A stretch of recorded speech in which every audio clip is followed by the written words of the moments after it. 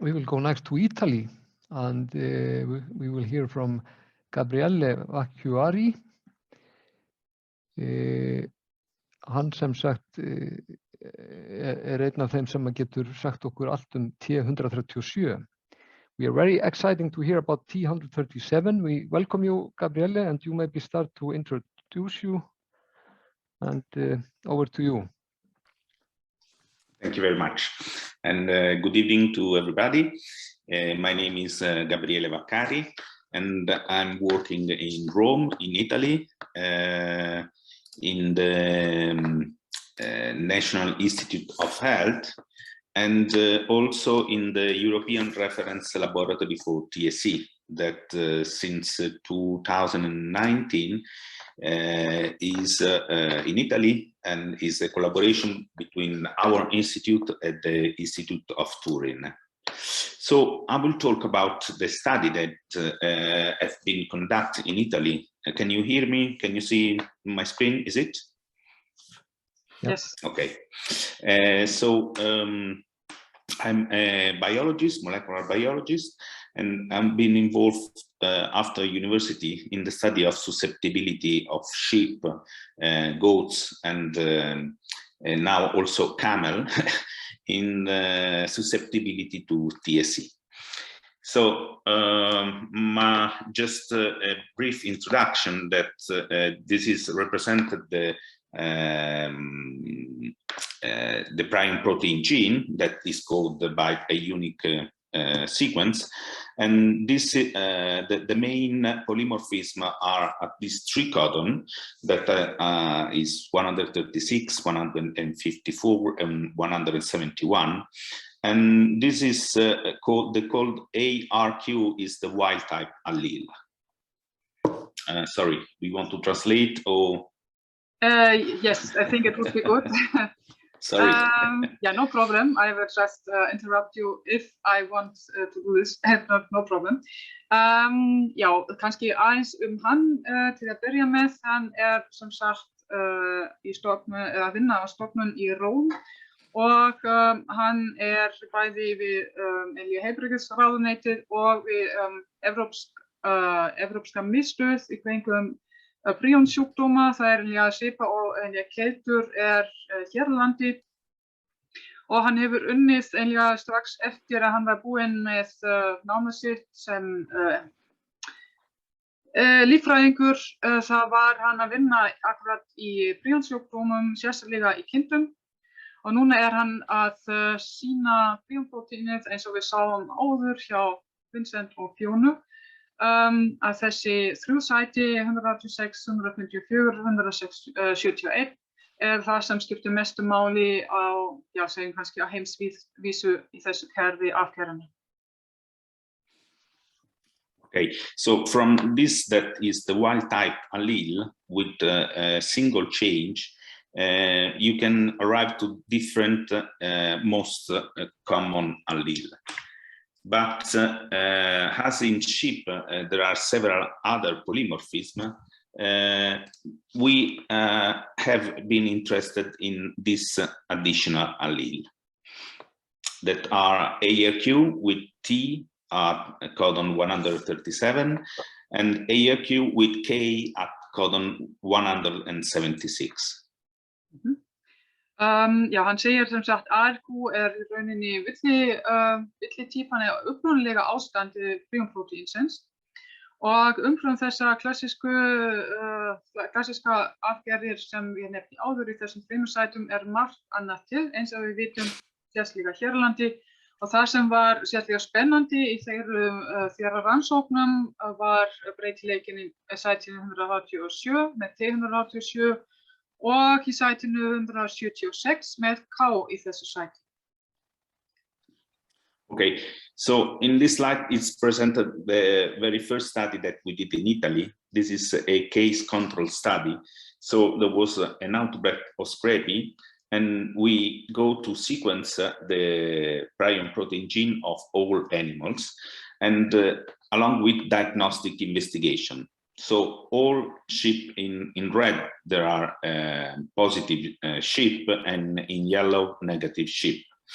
And so you can observe that positive sheep carry ARQ genotype or AHQ, ARQ. And none of those carrying ARR were positive. Já, þau gerðu rannsókn í upphafi, voru að bera saman sýkta kindur og ósýkta kindur og báru saman hvaða afgerð þessar kindur voru með. Það sem var mest áberandi að kindur með þennan upprunalega ástand, þessi upprunalega var ARQ afgerðinni, svo að segja, það sem óbreytt, engin breytileiki í Prion Proteininu, svona mjög litlu leyti voru kindur með AHQ afgerðina sýktar, en engin kind með afgerð sem var tengt ARR veiktust af riðu. Okay, and similarly, other sheep that have been found in unrelated breed, they also carry these two genotype, and none of with the ARR allele. Þá voru tekin inn fleiri kindur úr allt öðruvísi kindakynjum og það kom sama fyrirbæri fram að ARQ var það sem sýktist litlu leyti líka með AHQ afgerðina en í bara engum tilfellum kindur með ARR afgerðina. Okay, so to have additional information, we carry out an experimental transmission of Scrapie by the oral route.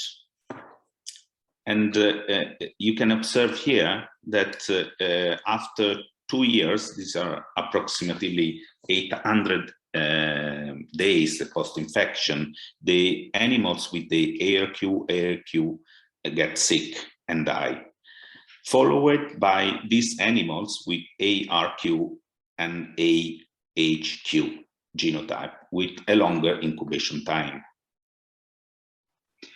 Já, næsta skrifið var að þau gerðu smittvörueinni með kindur úr kynnu sem heitir Sarda sauðfé og þau smittuðu kindurnar bara í gegnum venjulegan hátt, bara í gegnum munnin, ekki í gegnum heilann til dæmis eins og stundum gert. Og maður sér núna það eru dagar svo að segja eftir að smitið átti sér stað að fyrst veiktust ARQ kindurnar og svo í kjölfari með aðeins lengri meðgöngutíma veiktust kindurnar með ARQ afgerðina. Okay, and what we observe is that animals with the ARR genotype, both in homozygosis or heterozygosis, didn't develop the disease after a very long time. And with these animals, we also observe several animals with the ARQ genotype, but with the T137 RQ allele, but also with ARQ with K176, and also with this other allele. So at the end of the experiment, these animals didn't show clinical sign and no the pathological Prion protein in their brain. Já, það sem gerist þá, maður beið bara lengur, allt að 2000 daga og það kom í ljós að ákveðna afgerðir veiktust bara aldrei af riðu, nefnilega fyrst alla kindur sem voru afreinar fyrir ARR afgerðina, þá líka ekki þessar sem voru afblendnar fyrir ARR afgerðina, en auk þess, og það kom óvart á þeim tíma, kindur sem voru upprunalega með ARQ afgerðina en með aukabreytileika í sætinu T137, K176 og líka K í sætinu 142.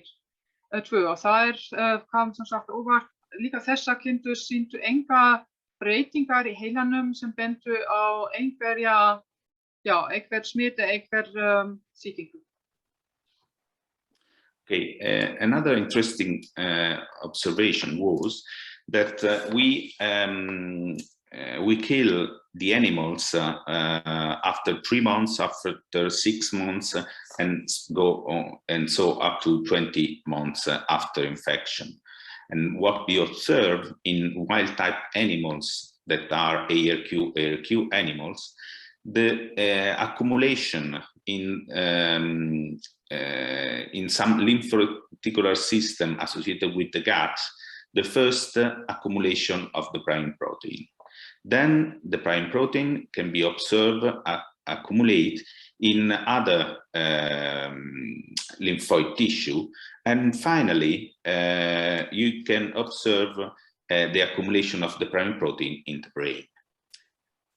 However, just a quick, we observe 3 different animals with this genotype, that is 176 NK or 142 IK, or an animals with 137 MT that didn't show any accumulation of the prion protein.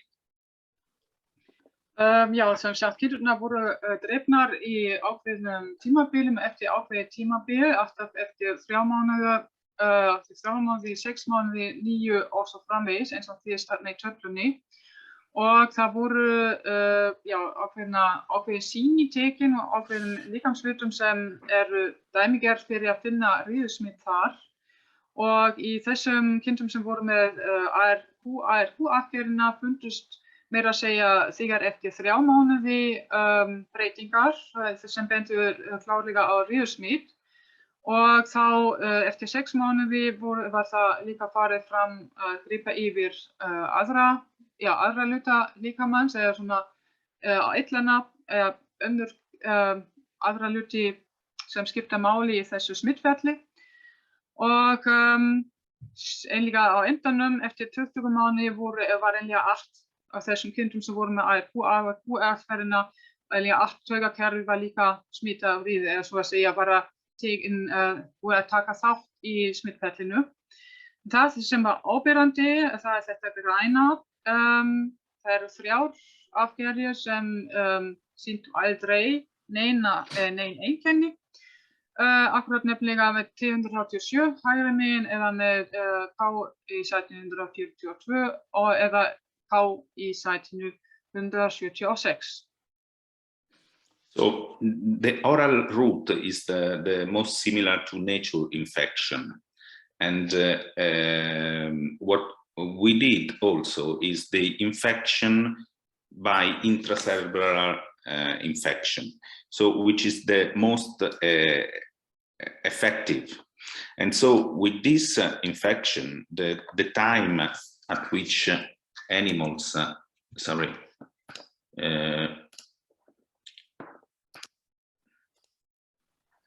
animals of the ARQ genotype get the disease is very shorter than that observed in oral infection.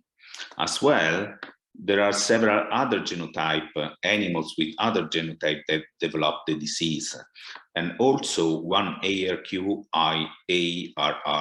animals. But here we can observe that homozygous ARR and also these other genotype with the T at codon 137 and K at 176 didn't develop the disease after a very long incubation time. Já, næsta skrefið, eða kannski samvíða, var gert smittraun þar sem smittið fór beint í heilann. Og þessi aðferð mjög, svo að segja, traust til að mæla hvort einhver riðusmit á sér stað fljótlega, og það gengur fljótlegast að framkvæma, svo að segja, riðusmit. Og það sést einlega greinilega munur á milli arfgerðanna. Það eins og áður, ARQ, það gengur mjög rætt að þessa kindur fá riðu. Og meira að segja ein kind sem var með afblendi, eða var afblendin fyrir ARR, þannig að þetta appelsínugula, hún veiktist líka. En enginn af þessum kindum sem voru með afreind ARR og heldur ekki, sem sérstaklega spennandi fyrir okkur, kind sem var með T137 afgerðina og þess með afgerðina K176 sem finnst ekki hér á landi. Okay, so we had another data that show that some other allele can make animals resistant to the disease. So we went in the field and we made additional case control study.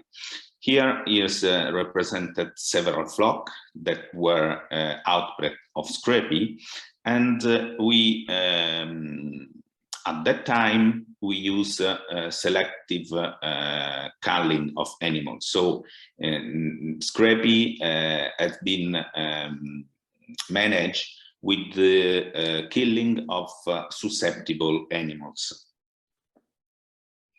Já, það sem gert þá í kjölfari var að skoða ákveðna riðuhjarðir, 5 samtals, undir venjulegum kringumstæðum og það voru nokkur 1000 kindur sem voru í þessu. Ég veit það einlega á grein, hann sagði ekki hreint, en ég veit að það var þannig, það talsvert mikið af kindum og þau drápu ákveðna kindur til að athuga betur hvort þau séu með eitthvað smitt. Og það var sem sagt gert munur á milli afgerðanna. Það síðast einlega kannski þetta súlurít sjálf útskýrandi varðandi flokkana og afgerðanna. Okay, so we focus our attention on these animals, the ARQ, since in these animals there could be additional polymorphism. So all these animals had been diagnosed for the presence of the Prion protein, the pathological Prion protein, the Scrapie, and were completed sequence. Það sem var gert þá var að einbeita sér að þeim kindum sem voru með ARQ-afgerðina, það sem eins og við vitum núna, það margt fleira til en þessi breytileika í þessum þremur og akkurat þessi aukabreytileika koma einungis fram í ARQ-kindum, þannig að það getur leynst eitthvað meira og akkurat það var skoðað betur þá í kjölfari í næsta skrifi.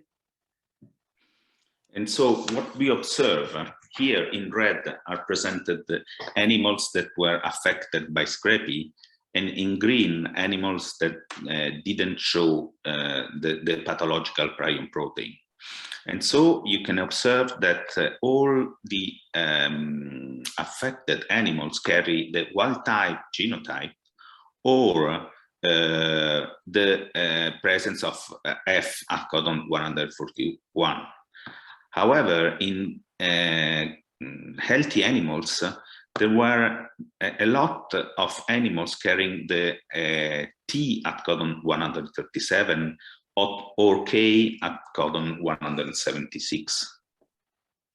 Ja, það sem kom út var að næstum allar riðujákvæða kindur tilheyrðu hópnum sem var einungis með upprunalega ástandi, með ARQ án aukabreytileika, þetta efsta línan.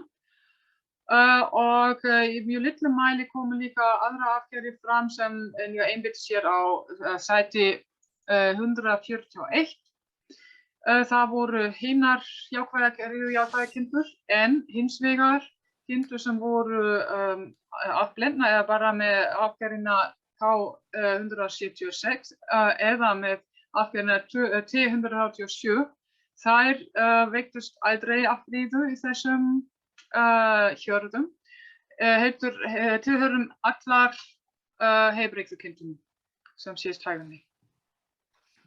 So this information was used to calculate the risk for animal carrying the allele with T at codon 137 or K at codon 176.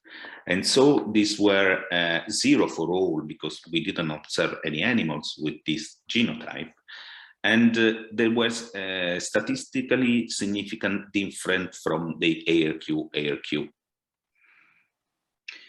Já, það voru gert útreikningar, tölfræðilega útreikningar til að meta áhættuna að veikjast af riðu fyrir ákveðna afgerðir og það var alltaf marktækur munur með við ARQ afgerðina án aukabreytileika varðandi þessar tvo breytileika T137 og K176. And so we have observed also in field condition the protective effect of this new allele.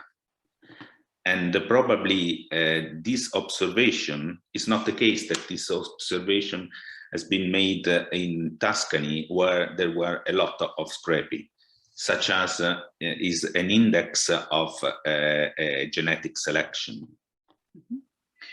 Það sem var sannað á þennan hátt var sem sagt líka undir raunveruleikum kringumstæðum í bara venjulegum flokkum þar sem mikið riða kom upp, smittpressan í gegnum riðusmitt var sérstaklega mikið. Það kom fram sem sagt að þessar tvær arfgerðir T137 og K176 voru ældri með riðu og greinilega átti sér einhver náttúruleg úrval stað þar sem sérstaklega þessar arfgerðir lifðu af. Okay, so these are additional data that have not been published yet that show here the case, the genotype of Scrapie cases that have been observed in Italy, along with a great number of unaffected animals that were genotyped for comparison. And this is the national surveillance in Italy conducted between 2004 and 2008. And also here you can observe that are a lot of animals carrying these two alleles, and none has been observed within the group of Scrapie affected animals. So there is a very lower risk for this animal to get affected by Scrapie. Já, hérna koma fram gögn sem hefur ekki verið birt áður. Það eiginlega yfirlit að öllum þessum kindum sem voru rannsakaðar sérstaklega á milli 2004 og 2008 á Ítalíu. Bæði einlega heilbrigðar kindur og kindur sem voru með riðusmiti, og þá kemur bara mjög greinilega fram að engin kind af þessum bara mörgum riðukindum, nefnilega 520 riðukindum, var afgerðina T137 eða K176. Þar með tölfræðilega áhættan að veikjast af riðusmiti talsvert lægra en bara til kindur sem með ARQ-afgerðina eða líka aðra afgerðir. Okay, so from this study that I present, we can conclude that PRP genotype are associated with a different level of susceptibility to Scrapie, with the ARQ in Italy the most at risk to develop the disease. And genotype with at least one ARR allele are protected from Scrapie, but also animals carrying the ARQ with K at codon 176 and ATRQ at codon 137. Já, til að líka taka þetta saman þannig að ef maður myndar svona röð, hvað mesta áhættan að veikjast af riðu með þessara afgerða, þá líka mesta áhættan hjá ARQ-kindum, og meðan kindum að minnsta kosti arflending fyrir ARR, meira að segja af reynd fyrir ARR, getur maður geta ráð fyrir að hún veikist ekki af riðu, en auk þess líka þessa afgerðir K176 og T137 sýnir greinilega mjög litla líkur á að veikjast af riðusmiti, sem sagt sem niðurstaða allra þessara tilrauna sem voru gerðar. So you have been introduced to PMCA, and what we did is evaluate the susceptibility of sheep with different genotype to Scrapie using the PMCA. Já, eins og Vincent lýsti áður ákveðin arfgerð til sem hægt að endurspegla ákveðin ferli í riðusmiti og sérstaklega hægt að sjá hvort einhver ákveðin arfgerð meira eða minna næmt fyrir smiti í þessari, bara PMCA-ferli þessu. So we use the Scrapie from ARQ animals from Italy that was affected, and we were able to collect several substrate brain homogenate from healthy animals. Það sem að nota var einlega sem svo að segja smittefni var notað ítölskur riðustofn. Það eitthvað sérstaklega sem það bara eitt stofn til á Ítalíu, ekki fleiri eins og langt flestum öðrum löndum, sem var upprunalega frá Sarda sefji með afgerðina ARQ. Og auk þess voru þá notuð heilbrigðar Sarda kindur hluti af heilanum frá þeim með ákveðna breytileika sem lýsta þarna hægra megin með annars T137 K176. Okay, so we submit to PMCA. You have been already introduced. There is a seed and the substrate. There is sonication, there is incubation, and so with this process, you can produce a pathological Prion protein. Já, hérna síðast aftur hvað gerist á meðan PMCA-aðferðin notuð einlega sem sagt líkt eftir smittferlið í gegnum þetta og allt hitt var komið fram einlega hjá Vincent.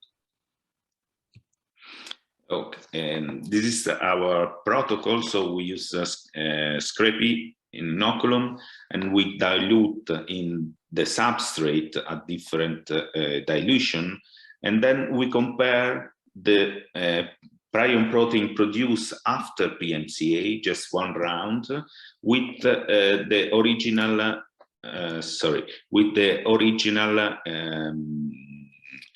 inoculum that was used in the incubation.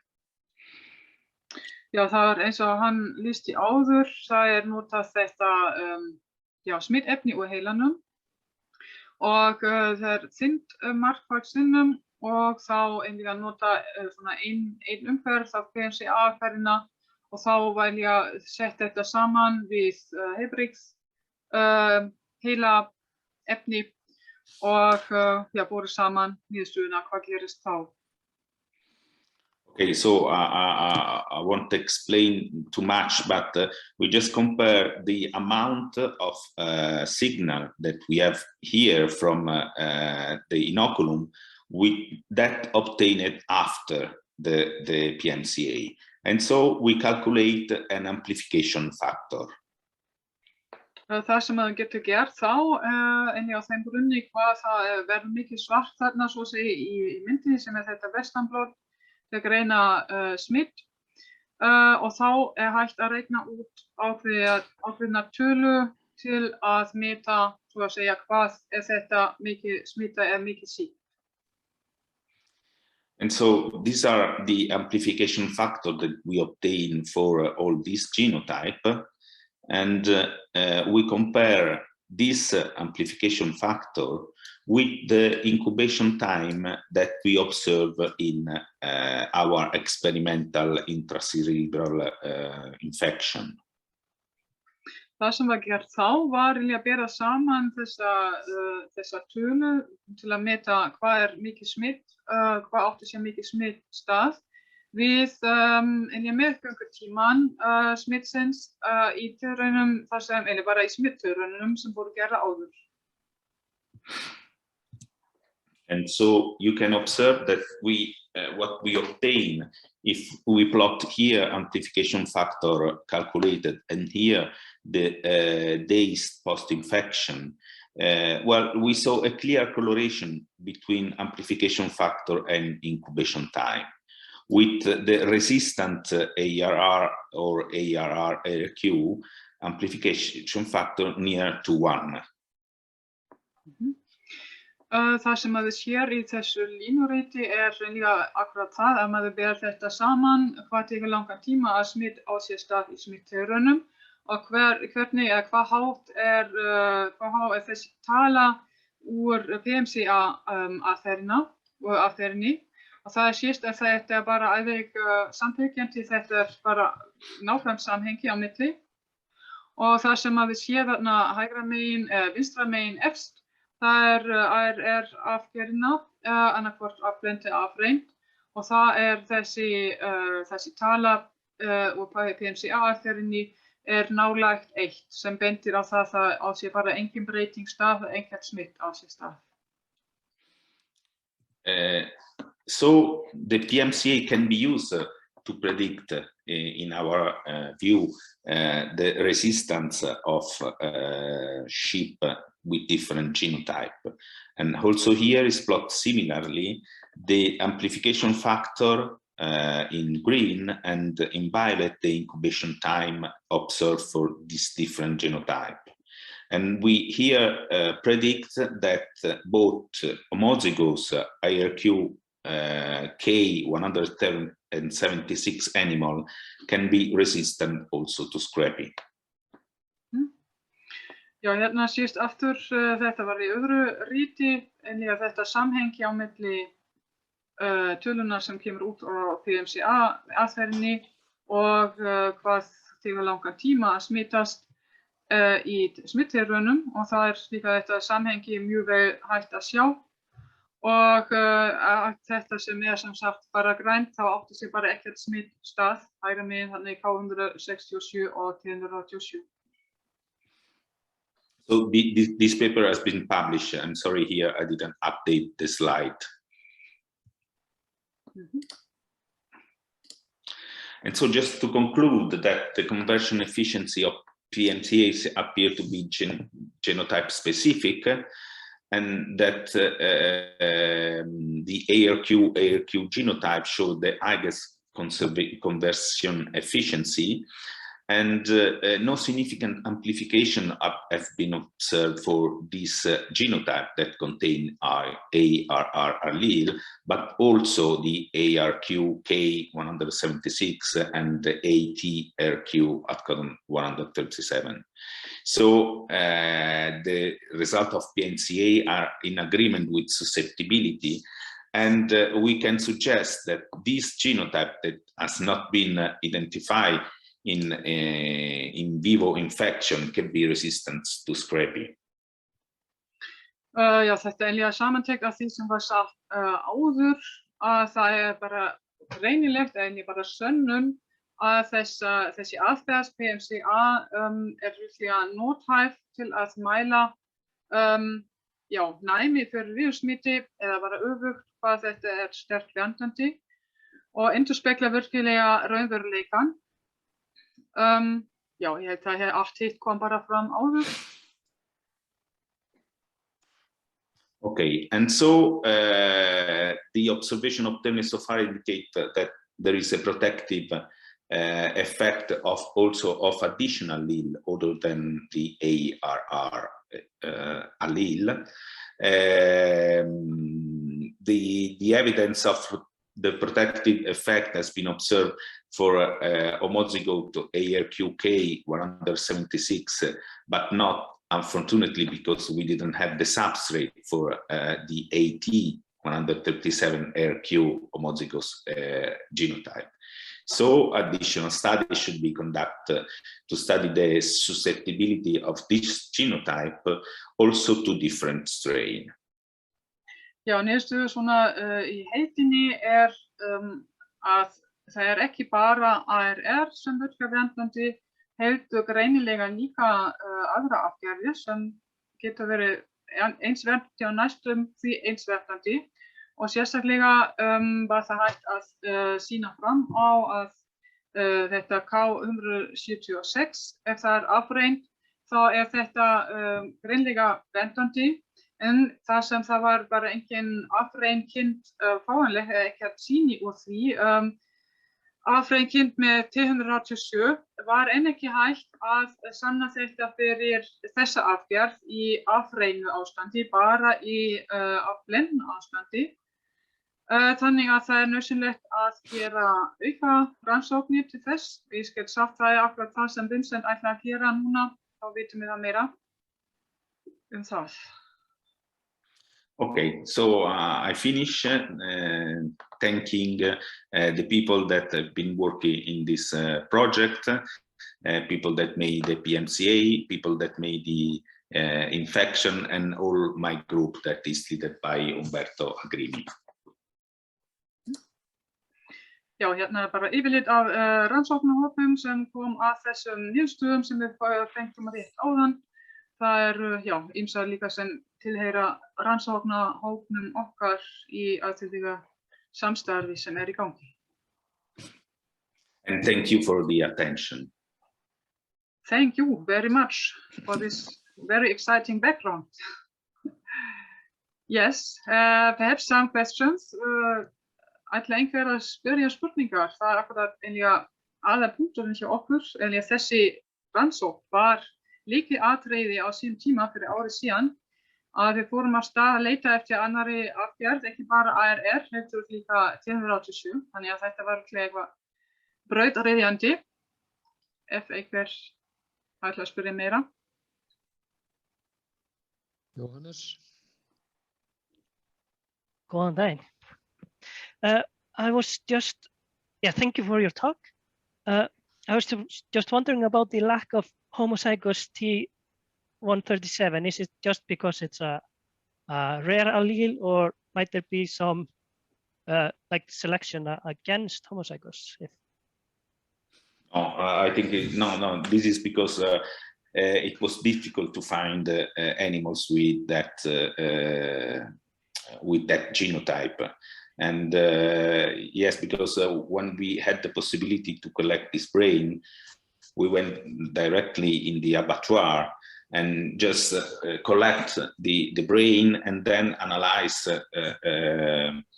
after the genotype. So this is why we didn't find, it's just a case. But we just want to demonstrate that PNCA can be used to predict susceptibility. Hann spurði sem sagt hvort það bara svo sé verið tilvíðin ef hvort það hafi verið bara ekki í búið að sem það sjálfkæft þetta afreina T137 og hann Gabriele útskýrði þá að það var þannig að þau fóru bara í svona heila sýnasafn og tóku ýmis sýni saman og það var bara þannig að það var ekkert með í þessum sýnum var bara ekkert afrein T137 og þannig að það var svona frekar tilviljunarkennt og þess vegna það eitthvað sem það var skoðað núna betur.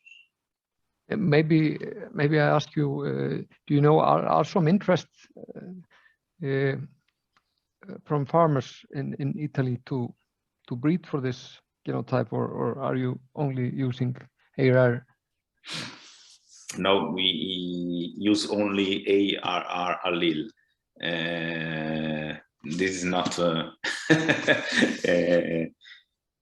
this is because Europe just say to breed only for that.